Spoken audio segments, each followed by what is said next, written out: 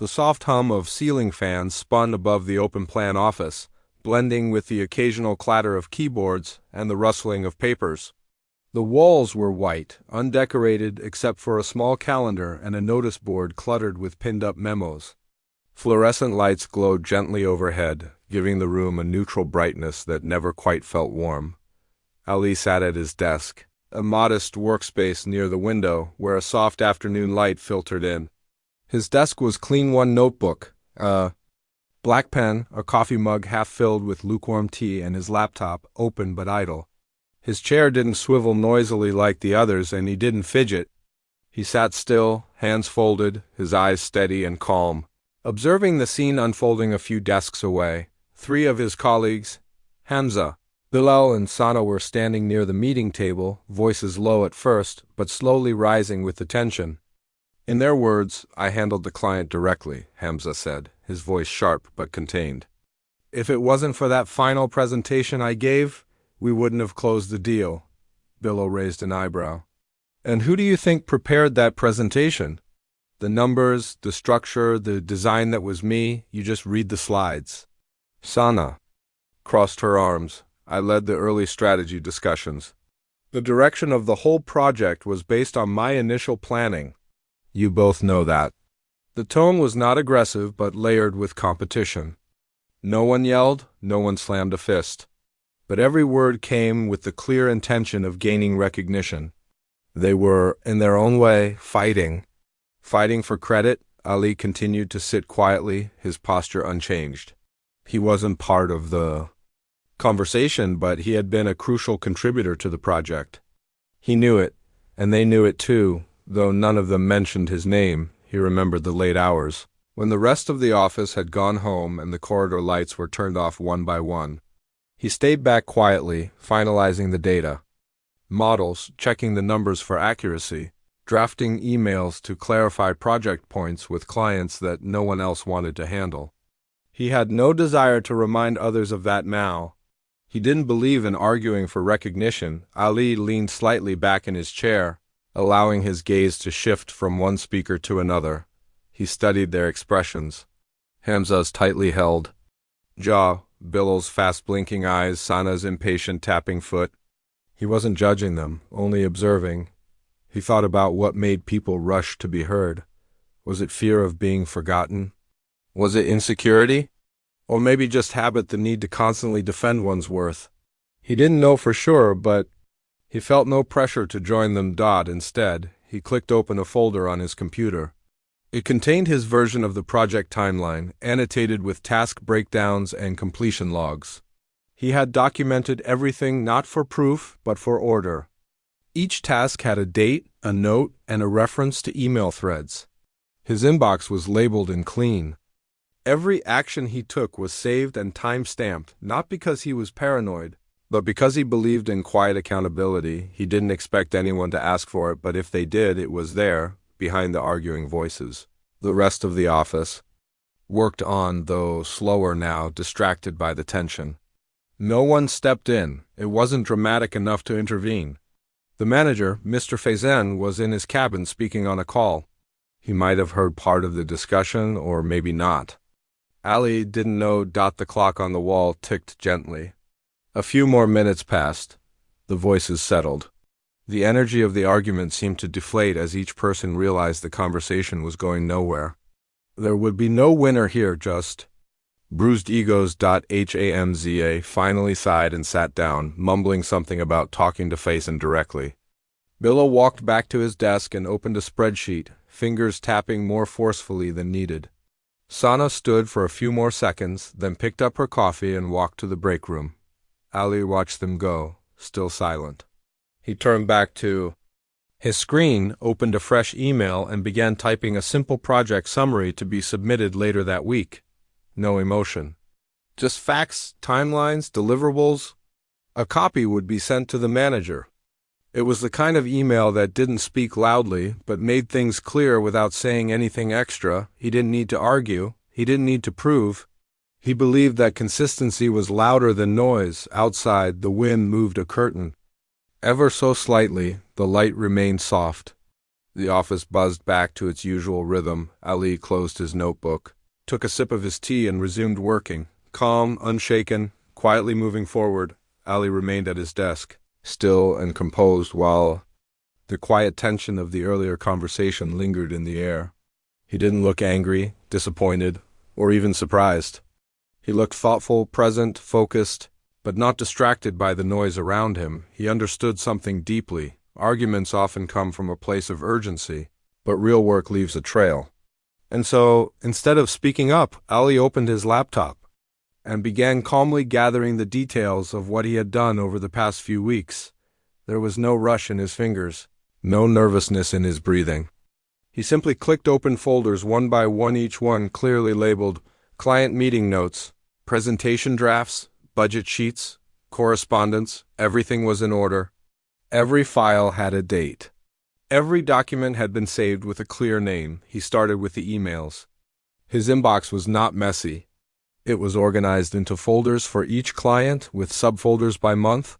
He opened the thread labeled Project Orion, Budget Clarifications. In it, he had carefully written out an explanation of cost breakdowns, responding to a question the client had sent late one evening. No one had wanted to reply at that hour. Ali had responded within 30 minutes, attaching the necessary figures and sending a follow-up the next day. He remembered that quietly, how he didn't mention it to anyone. It wasn't important at the time, but now it mattered. He moved on to the internal logs folder. There was a spreadsheet he'd been maintaining privately, nothing fancy. Just a simple sheet listing each task, the date he started it, when it was completed, and what tools or resources were used. Some tasks had notes beside them, reminders, lessons, or ideas for improvement. He didn't create the sheet to impress anyone. It was just how he liked to work, clear, measured, structured. Next, he reviewed a set of PDF files, screenshots of designs he had corrected, suggestions he had sent to improve client satisfaction, and drafts he had revised quietly while others moved on to other tasks. These things weren't mentioned in meetings. They weren't always visible, but the digital record was there, each file a quiet witness to his contribution. Ali then opened his Task Manager app. It was simple, just a to-do list software that helped him track what needed to be done each day. He scrolled through past dates. Each item had been checked off with care. Some had short comments beside them, double-checked numbers for Bilal, or prepared backup slide deck for Hamza's presentation. Again, he hadn't told anyone. He wasn't looking for attention. He just wanted the project to go well. Once everything was reviewed, he created a new folder titled Orion Ali's Work Summary. Into it, he dragged all the relevant files, emails, converted to PDFs, documents, spreadsheets, and screenshots. He renamed each one clearly, with dates and a brief description. Nothing excessive, nothing exaggerated. Just the facts neatly arranged. He then created a single summary document. It was 2 pages long, clean, structured, with bullet points outlining his role, responsibilities, and the timeline of his contributions. It didn't claim ownership of the entire project. It didn't compare his work to anyone else's. It just quietly showed what he had done. When he finished, he saved the folder to his desktop and backed it up to a cloud drive. He didn't send it to anyone yet. There was no reason to. But if the time came, if questions were asked, he would be ready. Around him, the office was quieter now. People were back to their workstations. The earlier voices had faded. Hamza was on a call. Bilal had his headphones on. Sana hadn't returned from the break room yet. Ali took a moment to stretch his arms gently and sip the rest of his now cold tea. He didn't mind the taste. It had become familiar. He thought for a moment, not about defending himself, but about how often people overlook the value of quiet preparation. There's something peaceful about knowing you've done your part, even if no one's watching. He didn't need a spotlight. He just needed his work to be real, consistent, and traceable. In the background, the office printer beeped. Someone nearby laughed softly at a message on their screen. The world was moving forward, as it always does. Ali closed the folder, locked his screen, and opened his notebook. He turned to a fresh page and jotted down a few lines. Not about today, Not about the argument, but about a new idea for improving the team's workflow.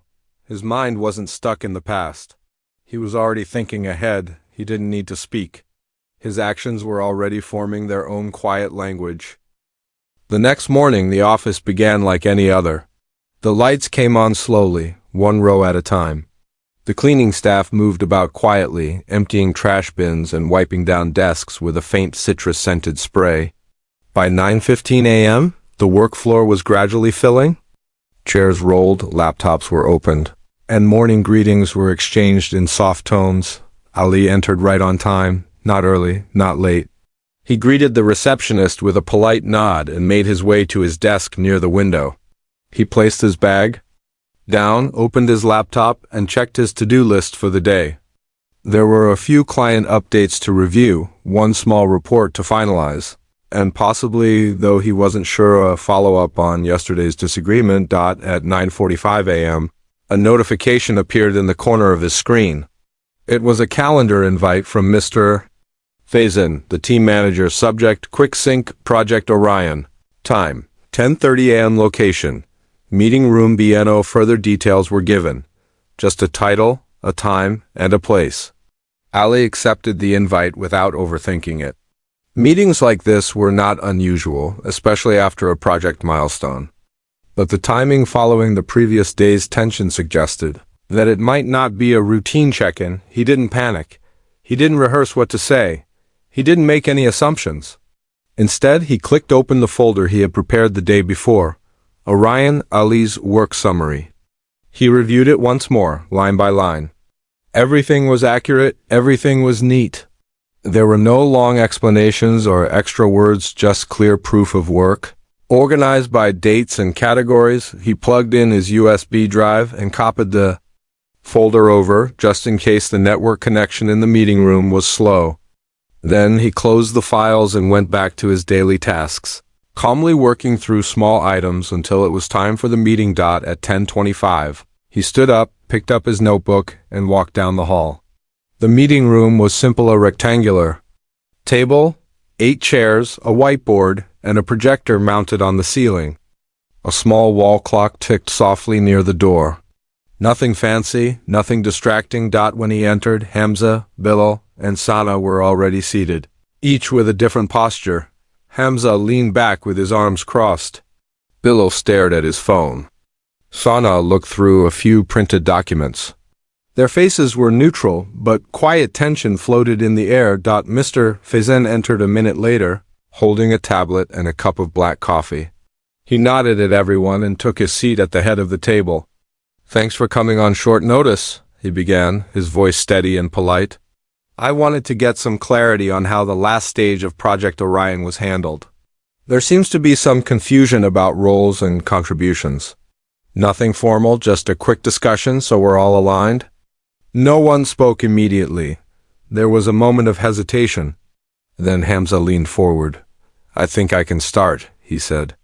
"As you know, I handled most of the client communication, especially in the final week. I also led the delivery presentation. Bilal followed. Right, and I helped prepare that presentation. I was the one who built the data visualizations and cleaned up the formatting." Sana added, "My input was mostly strategic early planning, scope setting, and keeping the project aligned with client expectations." Faison nodded as each person spoke. He didn't interrupt or question anyone, he just listened, swiping occasionally on his tablet to check files or notes. Then he turned to Ali. "Ali, would you like to share your side?" Ali nodded calmly. He didn't raise his voice or clear his throat dramatically. He didn't look around to see how others reacted. He simply reached into his bag, pulled out his USB drive, and plugged it into the laptop connected to the projector. Folder appeared on the screen, Orion, Ali's work summary. He opened it. One by one, he clicked through the subfolders. Emails, task logs, client clarifications, backup files, presentation drafts. Each folder was organized by date. Each document had a clear, simple title. He didn't give a speech. He didn't explain every file. He just opened a few representative samples. First, an email to the client answering a set of urgent budget queries. The timestamp was late at night. The tone was polite, helpful, and professional. Next, a spreadsheet showing task completion states, deliverables, and responsible parties, with Ali's own sections highlighted in soft blue. Then a few presentation drafts. Each one had tracked changes and quiet contributions from Ali, cleaned up language, corrected figures, and reordered slides for better flow. He didn't say, "This was all me." He didn't say, "No one helped." He didn't even say, "I did more." He just showed the work. After about 5 minutes, he paused. "This is a summary of my involvement," he said in a quiet voice. "It includes communication, documentation, and some late-stage revisions.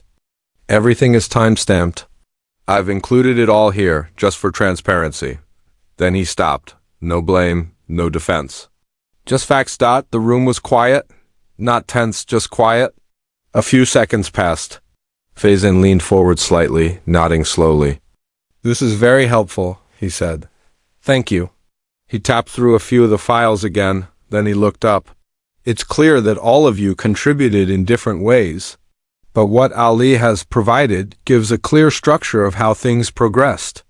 It's something I'd like to see more of across the team going forward." No one argued. No one spoke, in fact. Even Hamza, who was often quick to respond, stayed quiet. Bilal looked down. Sana looked thoughtful. Ali unplugged the USB and returned to his seat. The meeting moved on. There were a few more questions, a short discussion on client feedback, and some reminders for the next phase of the project. Faison thanked everyone and dismissed the team after 20 more minutes. As they walked out, no one said much. There were no sarcastic comments, no quick defenses, just quiet steps on the tile floor. Ali returned to his desk and resumed his work. He didn't act proud. He didn't smile to himself. He didn't even replay the moment in his mind. He just opened his next task and began typing. He had shown his work calmly, without comparison, without conflict. And that was enough. The meeting had ended, but its effect remained in the air. People returned to their desks, typing slowly, clicking through emails, reviewing notes, but not with the same energy as before. Something subtle had shifted in the atmosphere. It wasn't tension, it wasn't awkwardness either. It was something more like reflection, quiet, personal, and hard to describe. No one had expected the meeting to unfold the way it did. It wasn't explosive. It didn't involve conflict. But it had shown something everyone recognized, even if they didn't say it out loud. Ali had spoken less than anyone else in the room. He hadn't made bold claims or emotional appeals. He hadn't raised his voice, argued for credit, or tried to look smarter than others. He had simply opened a folder, clicked through a few files, and let the structure of his work speak for itself. Now, sitting at his desk once again, Ali resumed his usual routine.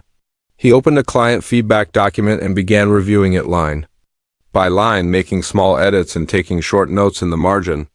There was no hint in his body language that anything had changed. He didn't look pleased or triumphant. He didn't glance at anyone else to see what they were thinking. He was simply working calmly, like he always did, but the silence around him had meaning. A few desks away, Bilal sat in front of his computer, eyes fixed on the screen, but his hands resting still on the desk. His expression was neutral, but inside he was thinking. Not just about the project, but about how much of Ali's work had gone unnoticed until now. He remembered times when Ali had quietly stepped in to fix numbers and reports, times when an email had gone out late at night and no one asked who sent it. It had been Ali. He also realized something else, that Ali never asked to be noticed. He just did the work. Sana, seated near the office printer, sipped her coffee slowly, reading over her notes. She wasn't someone who liked to lose control of the room, and in yesterday's argument she had spoken confidently.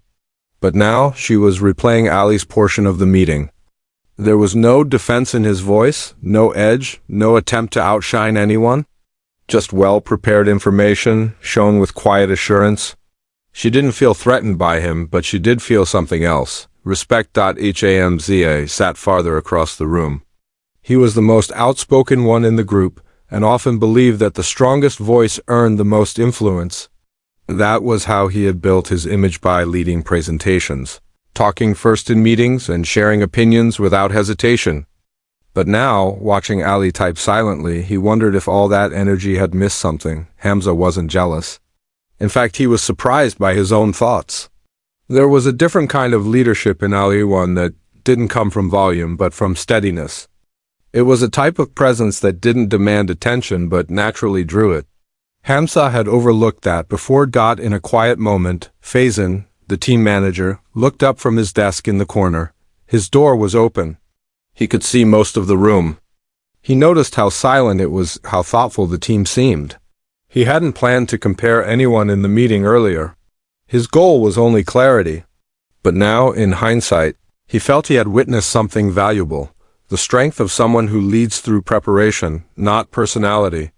He made a small note in his notebook: replicate Ali's approach. Calm, structured, visible results. Ali didn't know what others were thinking, nor was he trying to find out. He had long ago made peace with working in the background. He believed that if something mattered, it would be noticed in time. If not by others, then at least by himself. And that was enough. But today, something small but important had happened. The background had become visible. Not through noise or claims, but through quiet clarity. By lunchtime, the office returned to its usual rhythm. People chatted again, printers hummed, coffee machines poured warm drinks. But still something lingered.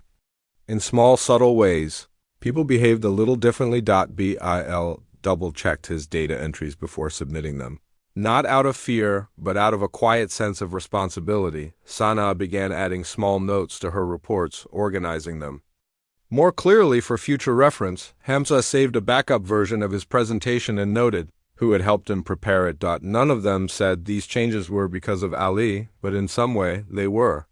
His quiet example had made them think, not because he asked them to, but because he showed them something real. Later in the afternoon, Faizan passed by Ali's desk.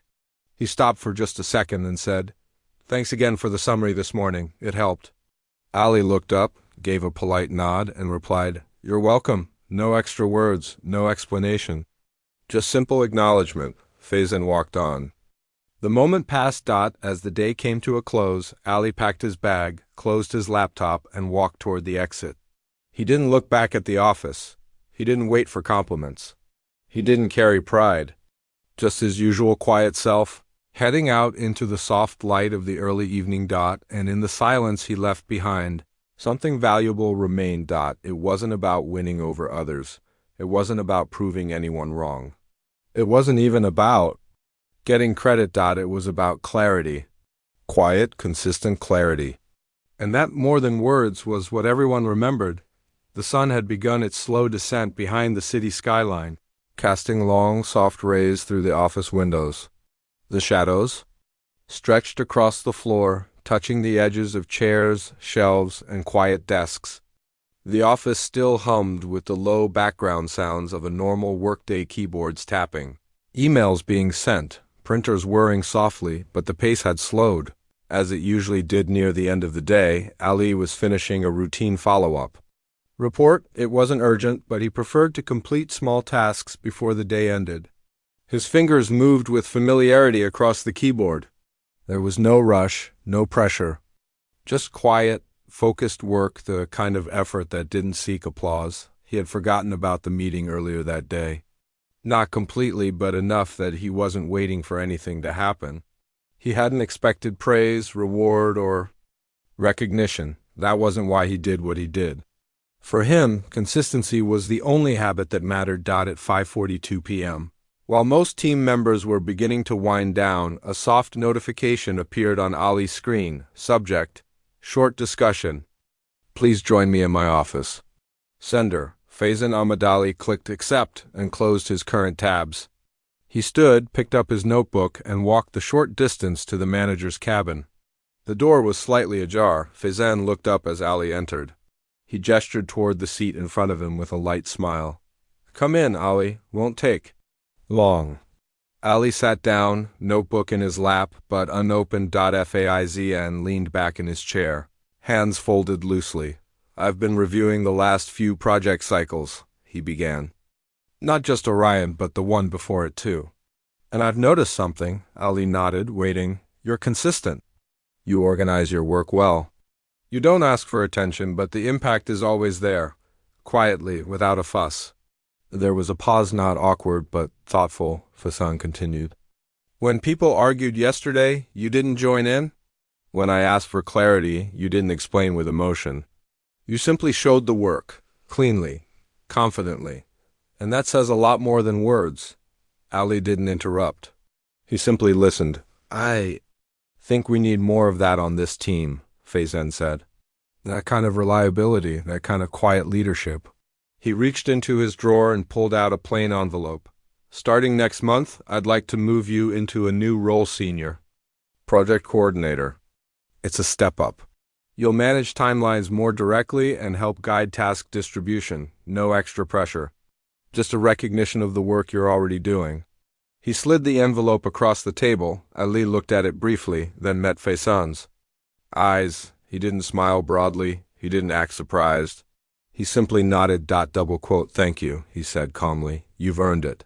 Faisan replied. Ali stood up after a few more words were exchanged. The meeting lasted less than 5 minutes. No speeches. No long explanations. Just a quiet decision made from steady observation. He walked back to his desk. The room felt unchanged, though the air outside the window had shifted slightly. The wind was gentler now, and the office lights began to dim as the automatic timer prepared for closing. Ali didn't rush to tell anyone. He didn't send messages, didn't make an announcement, didn't call home immediately. He sat down again, opened his notebook, and wrote down the tasks he wanted to complete the next day. The title on top of the page now read, Senior Project Coordinator Weekly Notes. It was the only visible sign that something had changed. Around him, coworkers packed their bags and left, nodding at him as they walked past. Bilal gave him a small smile. Sana waved lightly. Hamza gave him a firm nod, more respectful than usual. They didn't know yet. But in some quiet way, they understood. By 6:15, the office was nearly empty. Ali stood up, gathered his belongings, and stepped out into the cool evening air. The street outside was filled with the usual sounds: cars passing, people chatting on the sidewalk, distant horns from the main road. Everything felt ordinary. And that was just how he liked it. He walked to the bus stop slowly, breathing in the gentle breeze. He didn't think about the promotion, not too much. He didn't replay the meeting in his head. Instead, he thought about the work ahead, how to make the new role useful, how to support others without making noise, how to continue with the same quiet strength that had brought him here. He believed in doing, not declaring, and that belief had brought him further than any argument ever could. That evening, when he reached home, he placed the envelope quietly on the corner of his table. He didn't open it right away. He took off his shoes, washed up, made tea, and sat by the window for a few minutes. The sky had darkened, and a soft yellow light glowed across the neighborhood. Somewhere, someone was playing a slow tune on a flute. The sound drifted lazily. Through the open window, Ali smiled softly to himself, not because of the promotion, but because the day had ended the way he hoped, with peace, with progress, and without noise. In a world that often rewards loudness, he had chosen another path.